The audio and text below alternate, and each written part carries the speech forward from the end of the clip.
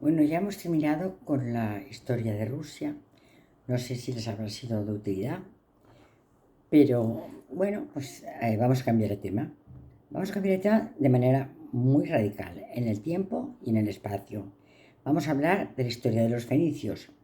Pero quiero, antes de hablar de la historia de los fenicios, contarles un acontecimiento que hubo que cambió por completo la cultura de aquel momento, que estaba ubicada fundamentalmente en el Oriente Medio. Los historiadores hablan de este colapso del bronce final como un colapso histórico mucho más importante que la caída del Imperio Romano de Occidente. Así como de la caída del Imperio Romano de Occidente todos tenemos noticia, no ocurre igual con el colapso del bronce final, o por lo menos no me ocurría a mí igual.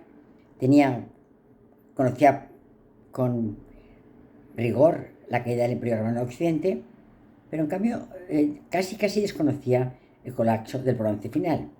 Entendí que para hablar de los fenicios era fundamental de hablar de su momento y hablar de sus causas. Y entre sus causas va a estar este colapso del bronce final, que al final lo ha producido una invasión, la invasión de los pueblos del mar. De esto vamos a hablar hoy. Vamos a hablar de las grandes culturas, la cultura micénica, la cultura asiria, la cultura hitita, la cultura del Elam, la cultura de la ciudad de Ugarit, que van a colapsar en el momento del paso del bronce al hierro, un poquito después de la guerra de Troya, porque en la guerra de Troya todavía estaba Micenas en su máximo esplendor.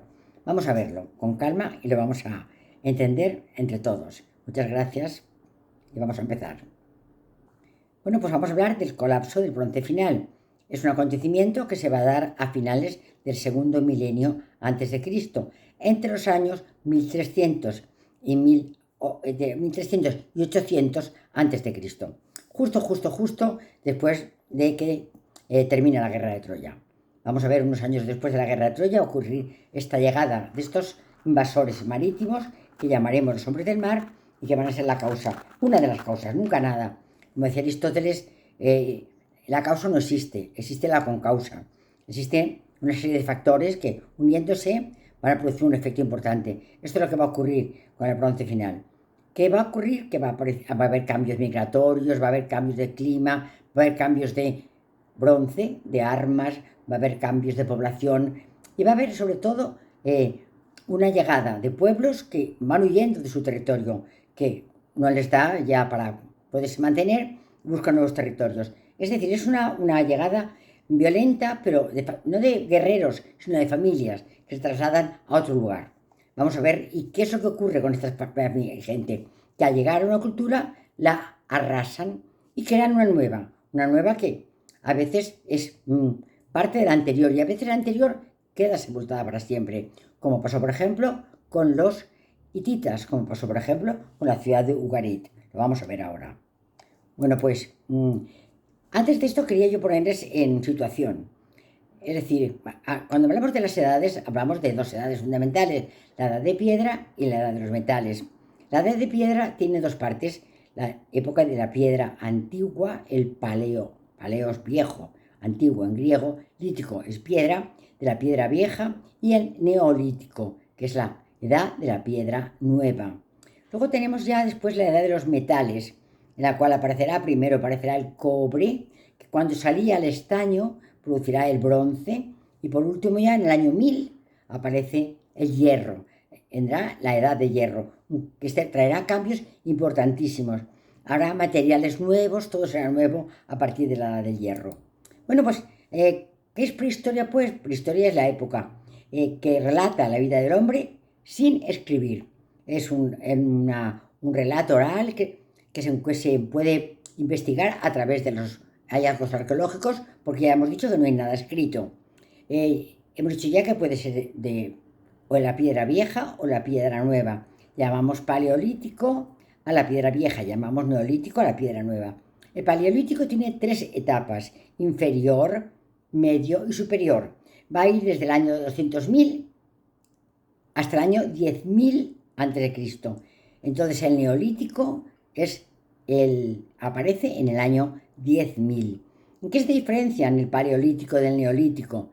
Son edades de piedra las dos, pero los primeros hombres que habitan el paleolítico, tanto en el inferior, en el medio o en el superior, en el que ya aparece Homo sapiens, son recolectores, cazadores y nómadas. En cambio, los hombres del neolítico, a partir del 10.000 a.C., van a ser ganaderos, agricultores, por tanto, sedentarios, porque tienen ya la comida asegurada al conocer la agricultura. El paleolítico superior es de los tres paleolíticos, inferior, medio y superior, es el que más nos atañe. ¿Por qué? Porque el Homo sapiens apareció en Oriente Próximo hacia el año 100.000 a.C. ¿Pero de dónde venía? Venía de África. Todos venimos de África. En África surgimos de dos partes de África, de la parte inferior del cono o bien de la parte del Rift Valley, que es la zona que está al lado de Somalia. ¿En qué año aproximadamente? En el 200.000 a.C. aparece un nuevo homínido. Había antes otros homínidos, Homo neanderthalis, Homo ergaster, Homo habilis, Homo antecesor. Vamos a encontrar, y sobre todo, Homo neanderthalis, que es el anterior a Homo sapiens. Vamos a encontrar que ha habido en África, en Europa y en Asia otros homínidos. En América no. En América tan solo ha habido un homínido, que es el Homo sapiens. Ahora luego lo comentamos. Bueno, pues, ¿de dónde viene? ¿Cuál es la dispersión de Homo sapiens? Pues nace, hemos dicho, en el polo de África, en la parte inferior del continente africano, y en el Rift Valley. Es una especie de valle que está muy cerca de Somalia. Atraviesan por el norte del Mar Rojo, llegan a Palestina. Y desde Palestina van hacia Europa, van hacia Asia y hacia Rusia. Una parte mucho más tardía, hablamos del 12.000 a.C., cruzará el estrecho de Bering. Llegarán en el 12.000 a Norteamérica. Pero aquí vendrán, y cuando lleguen aquí no van a encontrar restos de otros homínidos. No hay homínidos. Quizá los haya, pero todavía no se han descubierto. No hay homínidos. El único homínido que hay en América somos nosotros, Homo sapiens.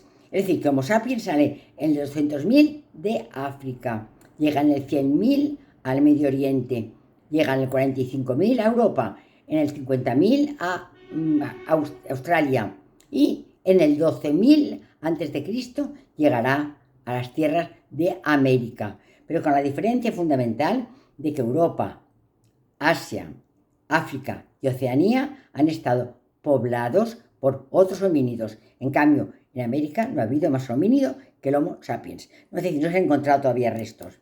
Bueno, ¿qué hacía este hombre del Paleolítico Superior? ¿Qué hacíamos nosotros en el Paleolítico Superior? Que recordemos que éramos cazadores, recolectores y vivíamos en cuevas. Pues teníamos ya habilidades artísticas. Y estos bisontes de Altamira, ¿qué significan? Tienen un significado. Los pintaban en la zona que ellos llamaban como la zona del santuario. Y en ese santuario, ¿qué pintaban? Pintaban los objetos que querían encontrar en su caza del día siguiente. Llamaban a los dioses, el concepto de dioses es un poco, por llamarlo de alguna manera, o a los seres superiores, que les ayudasen a que su caza fuera próspera. Esto lo vimos en Altamira, esto lo vimos en el Parpalló, estos cazadores disparando sobre sus gacelas. Bueno, y de repente el arqueólogo, que está en un yacimiento, encuentra un trozo de cerámica. Y entonces el arqueólogo dice muy tranquilamente: parad un momento, hemos entrado en el Neolítico. ¿Esto qué significa? Significa que hemos encontrado cerámica. ¿Por qué la cerámica es tan importante en el Neolítico? Porque en el Neolítico ya el hombre ya es agricultor, ganadero y sedentario. Y al ser agricultor tiene años de buenas cosechas y entonces será excedente y las guardará. Las guardará en unas cestas, que luego esas cestas se van a colmatar de polvo y de la humedad y se van a hacer impermeables. Y estas cestas impermeables servirán tanto para guardar normalmente trigo, centeno, cereales o para guardar vino y aceite para otros años en que la cosecha sea peor. Bueno, pues entonces la cerámica nos va a hablar ya del neolítico, del hombre, del Homo sapiens, cazador, no, perdón, agricultor, ganadero y sedentario. Bueno, luego vendrá la edad de los metales. La edad de cobre empezará sobre el 6000, cuando el cobre se una al estaño y aparezca el bronce, estaremos sobre el 3000, y entre el 3000 y el 1000 es cuando aparecerá el colapso del bronce final, y en el 1000 aparecerá la edad de hierro, con una cosa muy importante, porque los minerales ya se habían encontrado, pero en forma de mineral. No se había podido extraer el mineral de ellos. ¿Por qué? Porque no se conocían las técnicas metalúrgicas. Tendrían que conocerse las técnicas metalúrgicas para poder extraer, por ejemplo, de las piritas el hierro. Cuando el hombre es capaz de extraer de las piritas el hierro, entonces realmente los materiales van a cambiar extraordinariamente y la vida del hombre va a cambiar extraordinariamente. ¿Por qué? Porque el hombre va cambiando y los materiales, tanto en la vida como en el arte, como en todo, va a ser un elemento fundamental del cambio. Bueno, estamos ya entre la edad de bronce y la edad de hierro, momento del colapso del bronce final, momento en el cual va a colapsar todas las culturas que hay en el Oriente Medio. Bueno, pues es una época que se llama época oscura, porque desde 1200 al 900 es una época con muy pocos restos, tanto en el Cáucaso como en el Mediterráneo, como en los Balcanes, como en África del Norte y como en Asia Menor. Es decir, y por otra parte hay gran agitación de gente, grandes flujos migratorios y gran movimiento de personas. Esto va a caracterizar esta época oscura del final de la Edad de Bronce. Bueno, ¿cuáles fueron las causas del colapso del bronce final? Decíamos antes que, evocando Aristóteles y su teoría de la concausa, todo efecto es hijo de una causa, pero no de una causa, de una serie de causas, que cada una con una carga actuará sobre el efecto. En este momento las causas son varias. Quizá la causa que más va a cargar sobre, que va a tener mayor peso, va a ser la llegada de unos gentes que vienen por el mar, los personajes, los grandes navegantes del mar. Bueno, pues aparte de esto, parece que hay un colapso de los grandes palacios. Hay también un cambio climático, con sequías, fundamentalmente, erupciones de volcanes. Aparece la edad de los metales y aparecen ya armamentos de bronce. Los antiguos estados o reinos del bronce final, el micénico, el lejati, el ugarit, el asirio, van a entrar en decadencia. Va a haber una gran crisis demográfica y guerras entre ellos, y va a irrumpir de manera tremenda en el comercio marítimo unos pueblos que son, ya digo, familias completas, pero muy guerreros, porque vienen a buscar tierras donde asentarse. Estos pueblos van a ser los pueblos del mar. Bueno, pues, ¿qué colapsa en el bronce final? Mirad, pues colapsa el imperio hitita para siempre. Colapsa Maitani para siempre. Colapsa Elam para siempre. Colapsa el imperio medio asirio para siempre. Lo que ocurre es que los asirios luego van a resurgir con el imperio nuevo. Colapsa Micenas, que también va luego a resurgir. Micenas es realmente la segunda cultura griega. La primera es la de Creta, la minoica. Esta será la de Micenas, la micénica. Vendrá luego la tercera, que será la de Atenas. Bueno, pues entre la micénica y la cultura de Grecia clásica va a haber este colapso del bronce final. Es decir, la guerra de Troya, y después vendrá el colapso del bronce final y luego ya el hierro. Bueno, pues en este momento aparecerá la nueva Grecia, la tercera etapa de la cultura griega. También se aparecerán ciudades importantes, como por ejemplo es Gibala en Siria, o también en Siria una ciudad muy, muy, muy importante que se llamará Ugarit.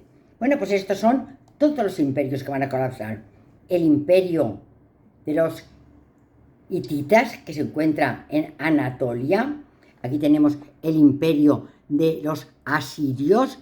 Aquí tenemos el Egipto, que no colapsa porque Ramsés III los frena. en la batalla del Delta. Tenemos también el colapso de Elam, el colapso del reino casita sobre Babilonia, y tenemos también el colapso del imperio asirio medio, porque luego resurgirá con el imperio asirio nuevo. Vamos a verlos uno detrás de otro para que no tengáis problemas de identificarlos. El imperio hitita, hacia el año 60 del siglo XII, sufre un colapso importante. Estos eran un pueblo que viene del Mar Negro y que asienta en lo que hoy es Turquía, en lo que entonces era Anatolia. Aquí tenemos la tierra de los hititas y aquí tenemos la capital de los hititas, Hattusa, el imperio hitita, que llega hasta Cadés. Luego hablaremos de Cadés, que es un lugar donde hace frontera el imperio hitita con el reino de los faraones de Egipto. Aquí tenemos Chipre y aquí tenemos Ugarit. Aquí. Bueno, pues es un pueblo indoeuropeo, anatolio, que se formó fue una de las más importantes civilizaciones del Asia Occidental durante la Edad de Bronce. Posiblemente es originario de más allá del Mar Negro, pero se establecen a principios del segundo milenio en las tierras de Anatolia. Y allí van a quedar hasta que lleguen los pueblos del mar y los asolen para siempre. El pueblo hitita va a desaparecer con la llegada de los pueblos del mar y nunca más ya va a resurgir. Eran un pueblo guerrero y los vemos representados en relieves, por tanto, llevando sus carros de guerra o bien formando sus temibles falanges de soldados valerosos. Eran muy guerreros, pero eran bastante temerosos. Por eso les gustaba tener una especie de dios que los protegiera, que era el Ritón hitita, que además estaba representado en las puertas de sus palacios. Así parecía que frenaban a los invasores y se evitaban tener problemas de llegada de extranjeros. Aquí tenemos uno de los leones que ponían en la entrada de sus palacios, de los palacios hititas. Bueno, conservan el nombre original porque vienen del país de Hatti y se convirtió pues, en un estado que puebla Anatolia hasta el sur de Cadés. Se desmoronó con su último rey.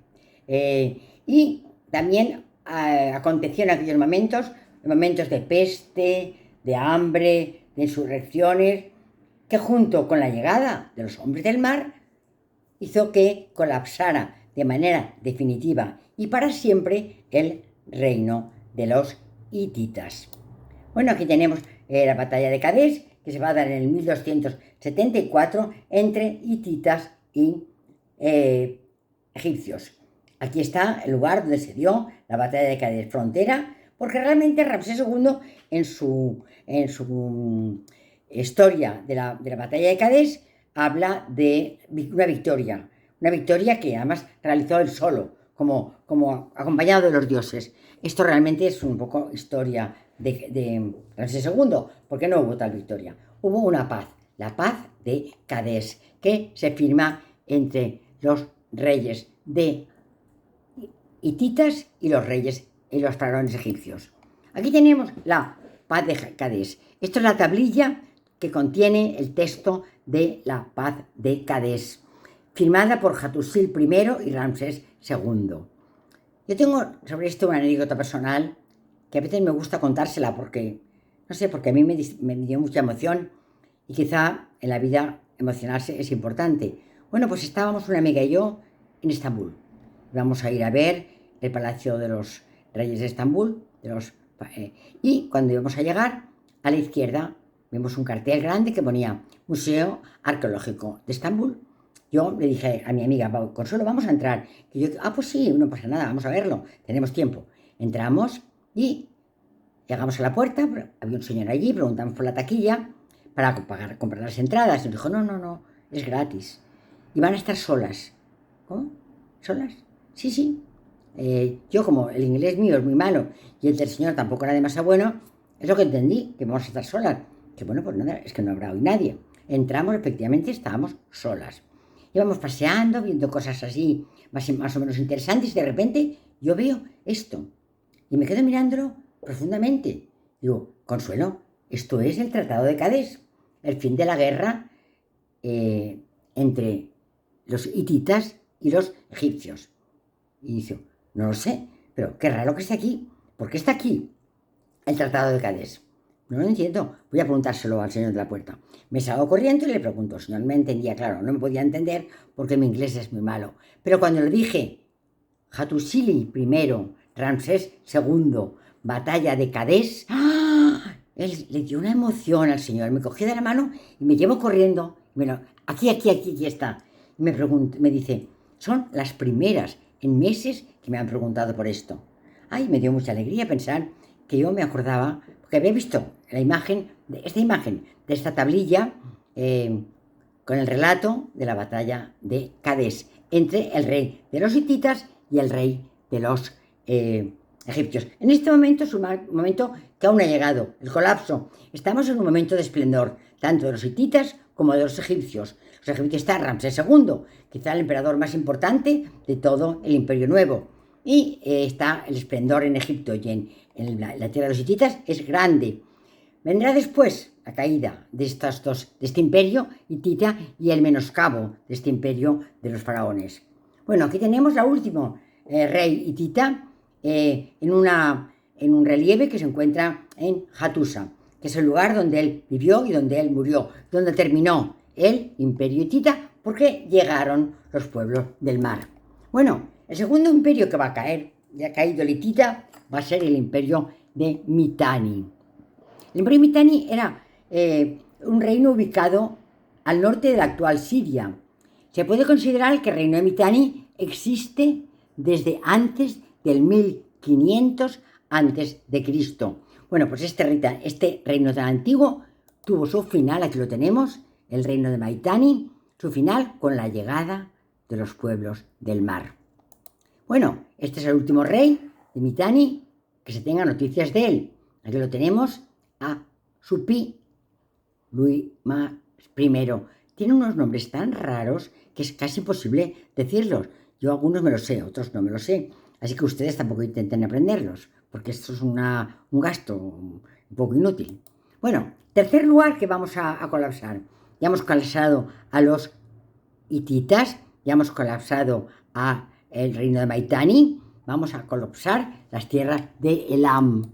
Las tierras de Elam son, si lo conocen ustedes, el Golfo Pérsico, donde estuvo la guerra del Golfo. Esto es Mesopotamia, el Tigris y el Éufrates. Esto es Sumeria, Babilonia y Asiria.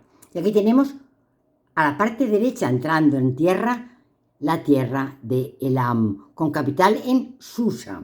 Susa es una ciudad muy, muy importante, con grandes hallazgos arqueológicos, que es la capital del Elam, que también cayó por la llegada de los pueblos del mar. Aquí tenemos una estatua de las que se ha encontrado, una estatua lamita encontrada en la ciudad de Susa. Hemos dicho que cayeron los hititas, cayó el imperio de Elam, cayó también el antiguo imperio del norte de Siria. Y ahora vamos a ver cómo cae el imperio medio asirio. El imperio medio asirio, porque de asirio hay tres imperios: el imperio antiguo, el imperio medio y el imperio nuevo. Bueno, pues esto se dio en el cambio del segundo al primer milenio. Esta es la tierra de los asirios, con ciudades tan importantes como Nínive y Asur, un imperio importantísimo de la Edad de Bronce. Todos son imperios de la Edad de Bronce, todos son imperios que van a caer en el colapso del bronce final, Edad de Bronce. Bueno, pues tenemos un relieve de un rey muy importante del imperio medio asirio. Este sí que me lo sé, Tiglat-Pileser I. Fue un rey muy importante y aquí tenemos un relieve del rey. Eran como los hititas, grandes guerreros, quizá los más tremendos, los más asesinos de todos los guerreros del imperio antiguo, pero eran también muy temerosos.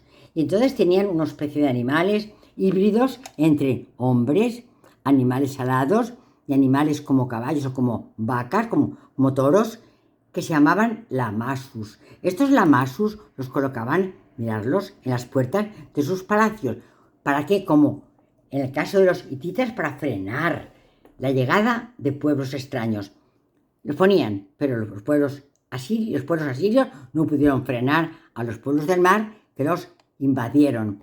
Pero estos no se destruyen como los hititas, sino que van a permanecer 200 años ocultos detrás de la cordillera del Tauro. Ahora van a ver ustedes dónde está la cordillera del Tauro y lo van a comprender. Esto es el Tauro, al sur de Anatolia.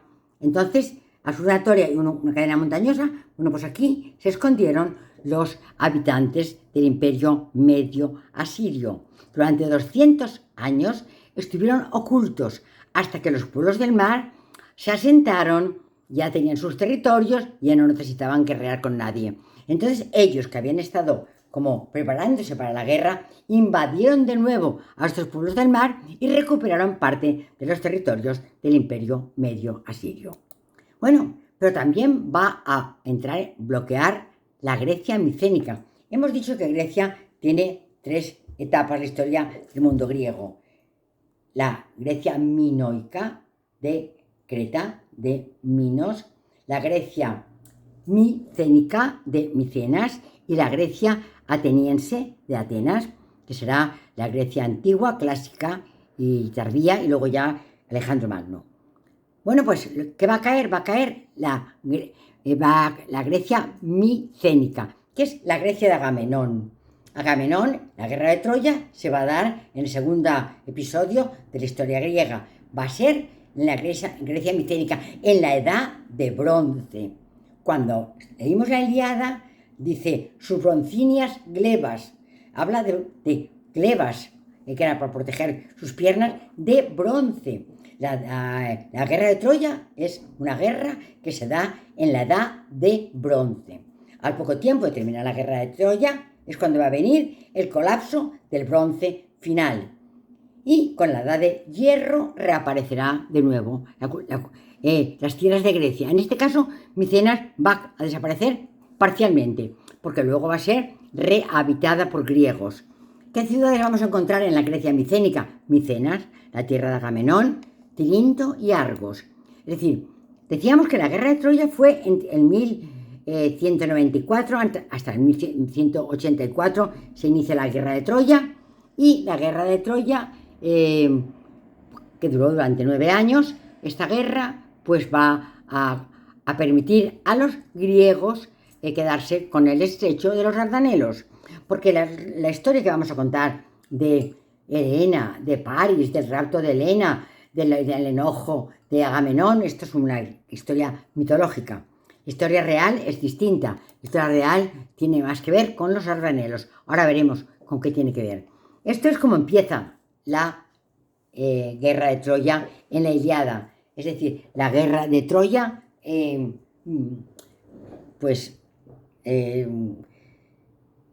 mitológica. Estamos en el juicio de París. Estamos solamente en las bodas de Tetis y Peleo, los padres de Aquiles. Una fiesta muy grande, han invitado a todos los dioses y menos a una, a la diosa Discordia. No la han invitado porque es una diosa un poco que le gusta mucho el lío, entonces no la invitan, pero la diosa Discordia es altamente rencorosa y entonces llega al banquete con una manzana de oro y se la lanza a Zeus y le dice: Zeus, tú que eres el rey de todos, elige entre Hera, entre Atenea y entre Afrodita. Zeus dice: por Dios, yo no puedo elegir porque voy a quedar mal con ellas, con las que no elija. Mira, aquí está París, el tonto, hijo de Príamo y Hecuba, reyes de Troya, que me va a servir. Aquí está París, que es un pastor, acompañado de Mercurio. Mercurio es el dios que le trae, Mercurio o Hermes, mejor, porque Mercurio es en latín, ahora estamos en Grecia. Hermes, que le trae la manzana y se la da a París para que París elija entre Afrodita, que va con su hijo, Hera, la diosa esposa de Zeus, y Atenea, la diosa de Atenas. Entonces París, que la verdad que no es muy listo, elige a la más guapa, que es Afrodita. Y Y entonces Afrodita le dice, pues mira, te lo agradezco muchísimo, porque te voy a hacer un regalo estupendo, que va a ser a Helena, la más bella de las mujeres. Pero claro, hay una pega. Helena está casada con Menelao, y Menelao es el rey de Esparta, es hermano de Agamenón, el gran rey de las tierras griegas. Y se va pues se irrita. Para dice, me da igual, yo la cojo, me la llevo a Troya con mis padres y allí no hay bien nadie me la quita. Cuando se dan cuenta, yo ya me la he llevado.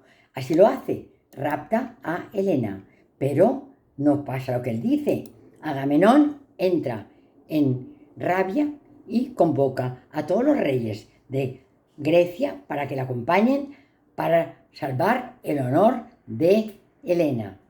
Todos acuden y los vientos no llegan. ¿Por qué no llegan los vientos? Porque la diosa Diana se ha enfadado. Porque Agamenón, que era cazador, cazó a uno de sus siervos. Y ella le dice, mira, para que te perdone aquella ofensa, me has de entregar a Ifigenia. Ifigenia es su hija, la hija de Agamenón y de Clitemnestra.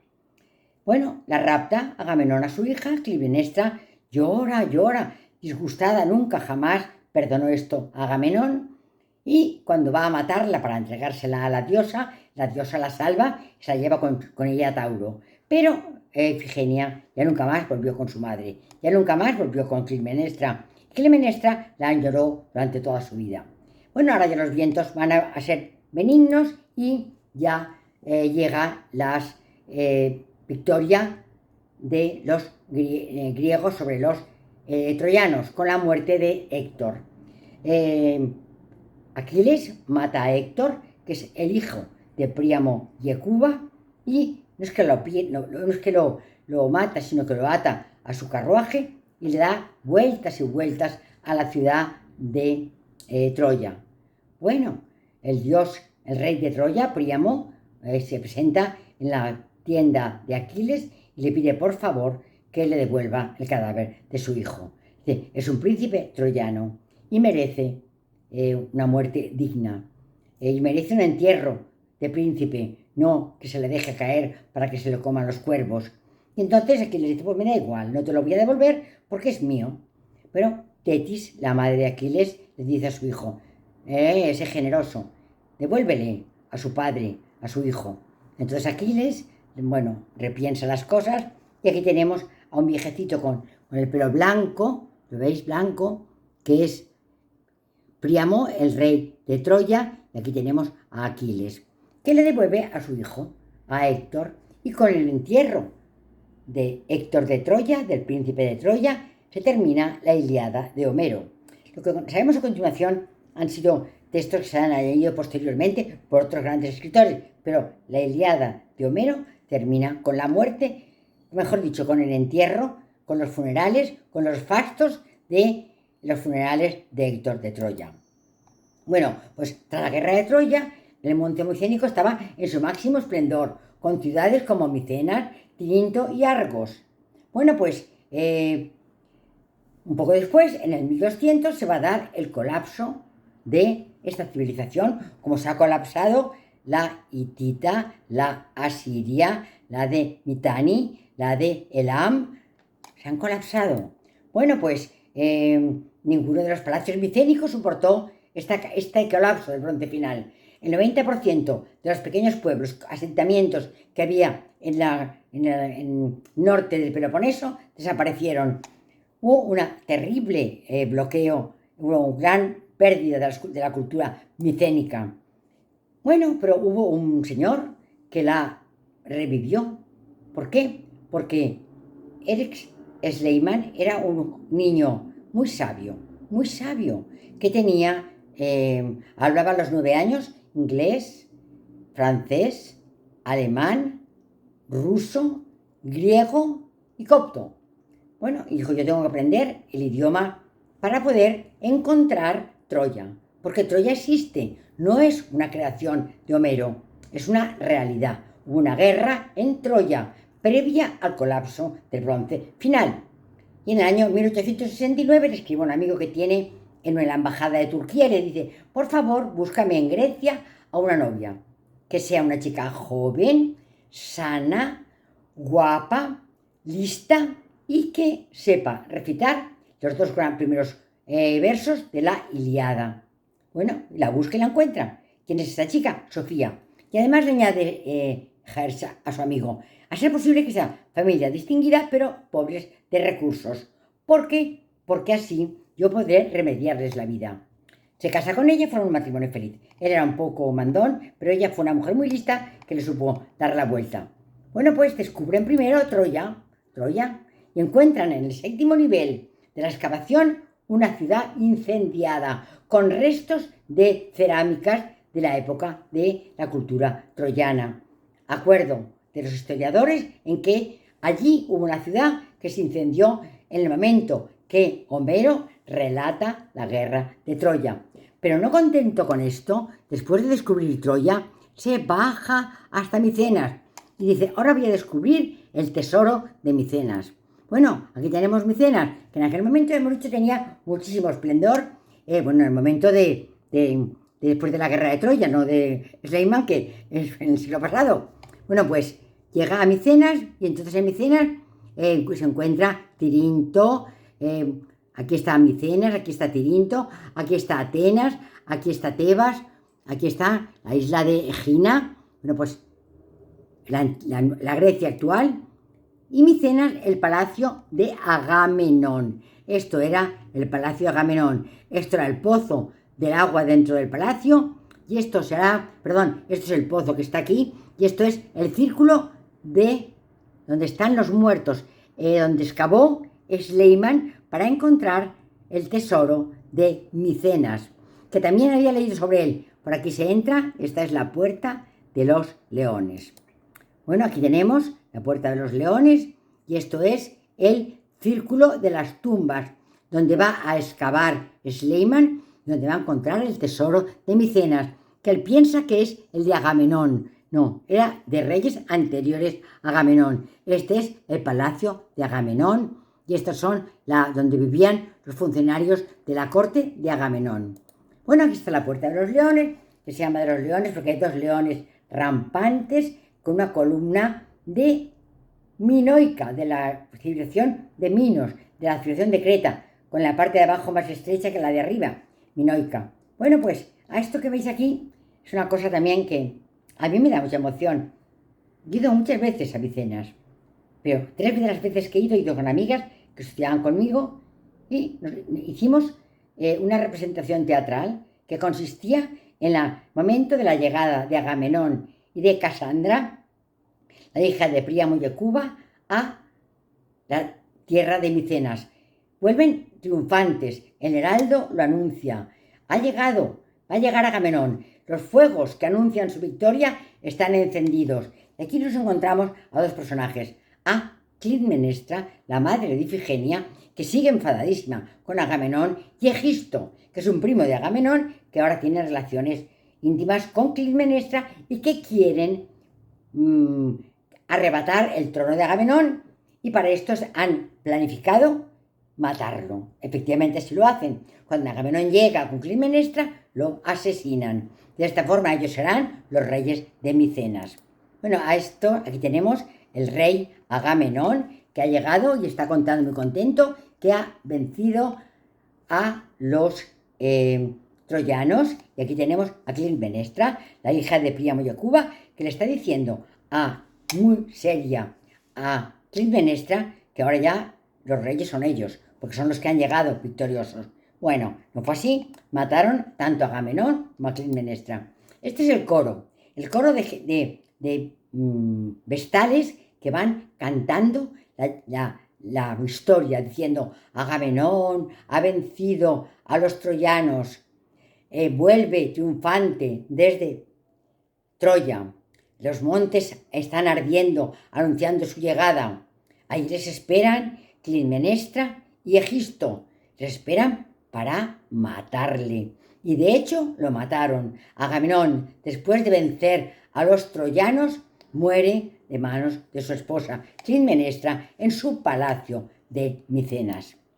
Aquí tenemos el círculo de las tumbas, donde Sleiman encontrará los tesoros. Y estos son las murallas de piedras enormes, ciclópeas de Micenas. ¿Qué es lo que encuentra en el círculo de las sepulturas? Encuentra el tesoro de Micenas. Esto es la máscara de Agamenón, no es la máscara de Agamenón. Así la llamó Sleiman y así se ha llamado hasta ahora, pero se sabe que es de un rey anterior. Esta es las damas de Micenas que estaban pintadas en el palacio de Agamenón. Esta es la entrada a lo que se llama hoy la tumba de Agamenón. Es un tolos cilíndrico con una cúpula en aproximación hilada, algo maravilloso, pero que tampoco es la tumba de Agamenón, es una tumba anterior a Agamenón. Y bueno, pues todo eso se encuentra en Micenas, aquella cultura que desaparece por la llegada de los hombres del mar. Luego renacerá en la tercera fase de la cultura griega. Este es el Palacio de Tirinto, este es el túnel del Palacio de Tirinto. Estas son pinturas micénicas que son aún minoicas de la isla de Creta, que llegan desde los de Minos, se trasladan a Micenas.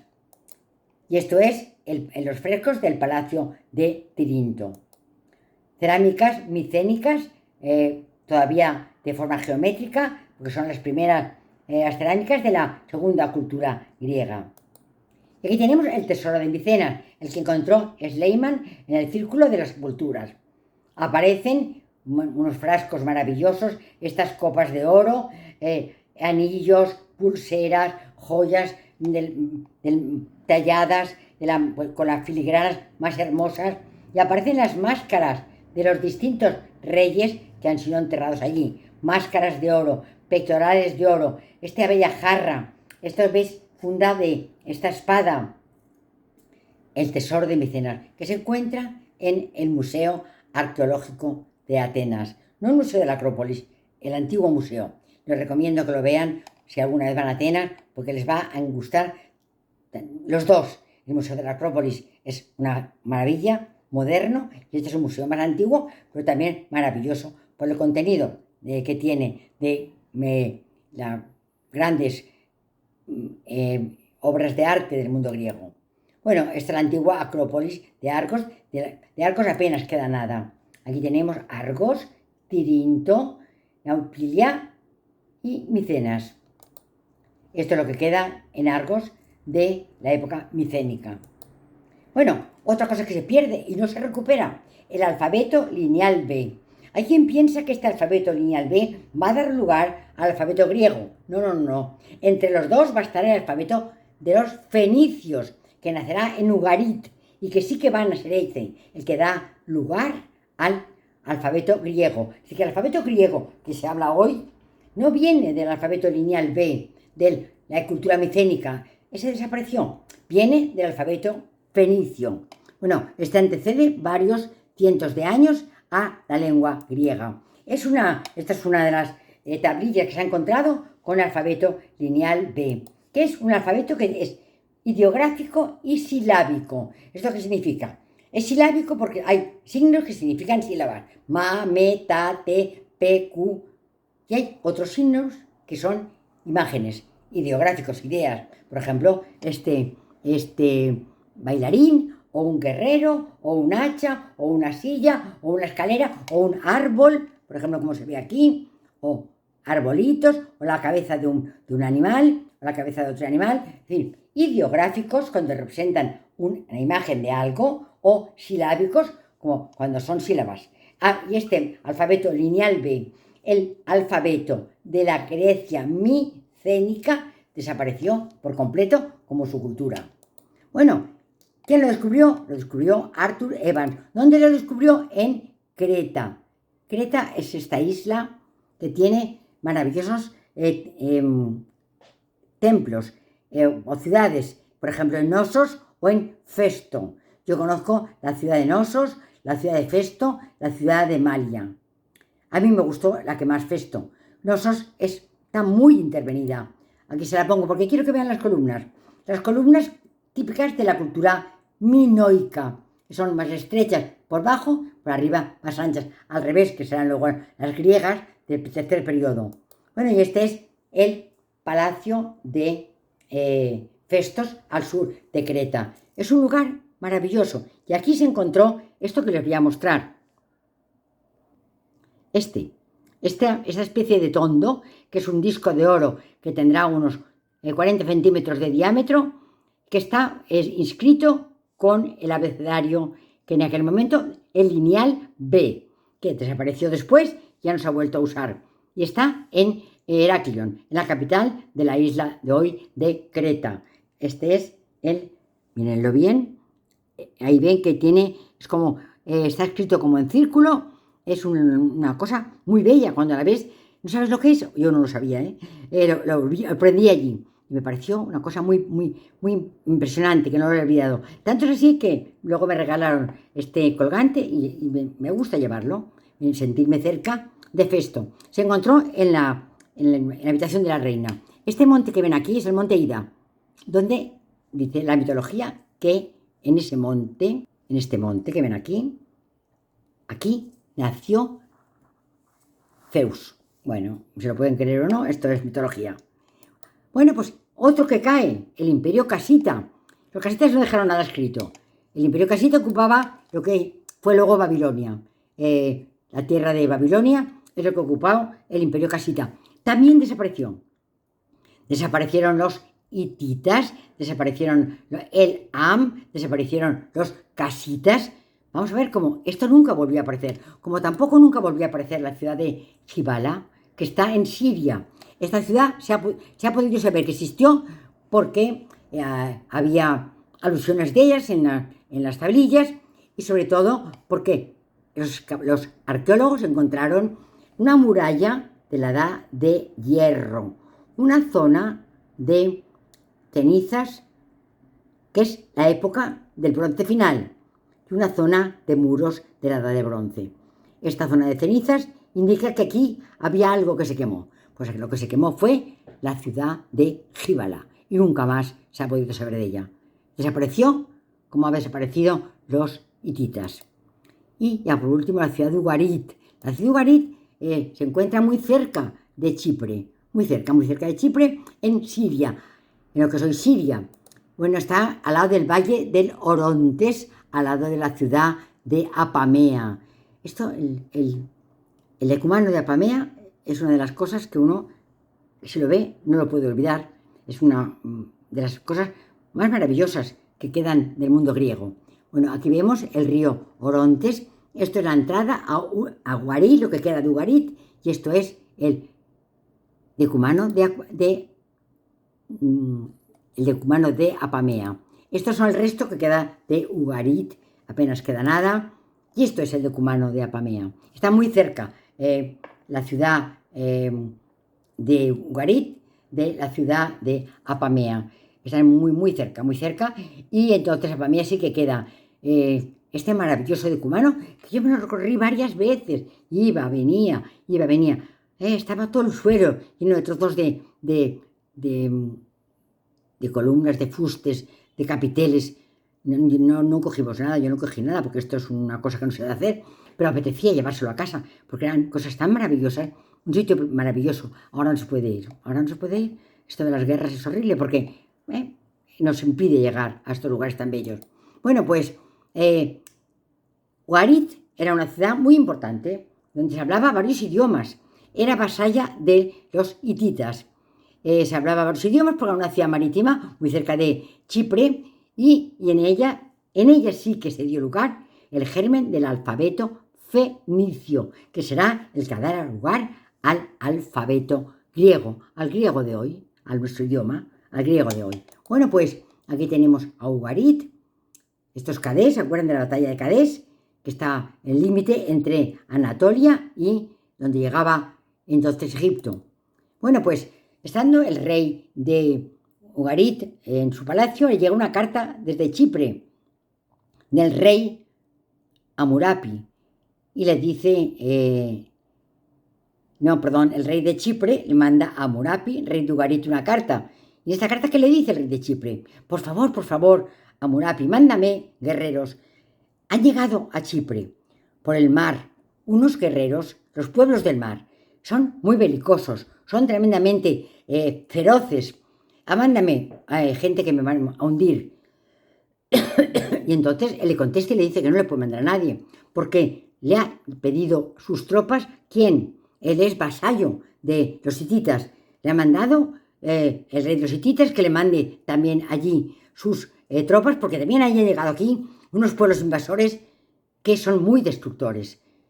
Entonces no puede mandarle nada, no tiene nada que mandarle, porque estamos todos desprovistos de defensas ante estos pueblos que llegan, los pueblos del mar, que han acabado con Asiria, con el Imperio Medio Hitita, con Mitanni, con Elam, con Jimeba, con Ugarit, que no han acabado con Egipto, porque Ramsés III los para en la guerra del Delta. Bueno, pues aquí vemos cómo está cerca Ugarit de Chipre. Le manda una carta pidiéndole ayuda y Ugarit le dice que no puede dársela. Y esta es la tablilla donde está relatado esto que les acabo de contar. Relata y recalca la seriedad de la crisis que los hombres del mar están produciendo. Bueno, también se encontró una tablilla cuneiforme donde decía que Ugarit fue destruida por los pueblos del mar el mismo año que murió el faraón Merentá. El faraón Merentá es el nieto de el hijo de Ramsés II, el padre de Ramsés III. Bueno, pues esto ocurrió, Ugarit desapareció, una ciudad importante desaparece con la llegada de los pueblos del mar. Aquí tenemos a los pueblos del mar que están invadiendo todos estos lugares que hemos hablado. Están invadiendo la ciudad de Ugarit, está el imperio hitita, el imperio asirio, Mitanni, han llegado a Egipto, Creta, han llegado a la Grecia micénica, la han terminado con Creta, Micenas, las ciudades del Egeo, con todo han terminado estos pueblos del mar. Es una edad oscura que, según Robert Davis, fue mucho peor que la caída del Imperio Romano de Occidente.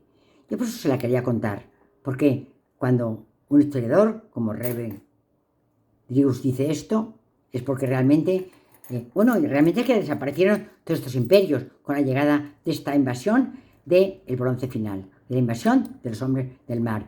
Fue un periodo de finales del siglo XIII, comienzos del XII, en el cual casi todas las ciudades importantes del Mediterráneo oriental fueron destruidas y muchas de ellas nunca serán ocupadas de nuevo. Esto es muy importante. Tan solo los frenó Ramsés III en la batalla de el Delta. Y aquí tenemos el gran templo de Medinet Abu, templo mortuorio de Ramsés III, el templo más grande de todo Luxor, que les recomiendo si van a Luxor que no dejen de verlo. Y en la fachada principal y en la norte está explicado las batallas con los pueblos del mar. Y aquí tenemos a Ramsés III, que lleva en su mano una bolsa, y dentro de su bolsa están los prisioneros de los pueblos del mar. Y vemos una cosa muy importante que veremos el próximo día, que estos prisioneros no son de la misma raza, ni llevan el mismo traje, ni llevan el mismo gorro, son distintos pueblos del mar, que se unen para atacar Oriente Medio y ocupar sus fronteras. Muchas gracias y hasta el próximo día.